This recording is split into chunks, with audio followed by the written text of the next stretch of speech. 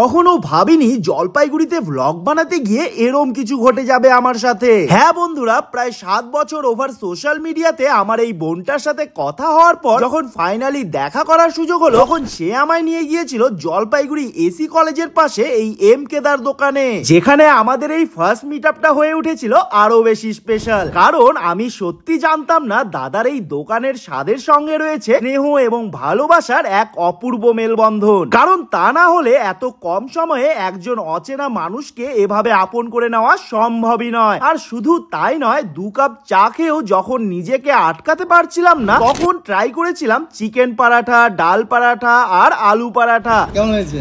আমার তো এখানকার খাবার ফেভারিট না, তো যাই খাবো কেন আমার কাছে এটা অমৃত। আমরা হয়তো লোকাল, বাট ও কিন্তু নয়। ও সরি, ও হয়তো লোকাল, আমরা কিন্তু নয়। আমরা খেয়ে বলবো আসলে আমাদের কেমন লাগে। আর বাঙালির ভুঁড়ির দিব্যি বলছি, এই লোকেশনের প্রতিটা খাবার, সেটা চা হোক কিংবা পরোটা, আমার কিন্তু জাস্ট ফাটাফাটি লেগেছিল।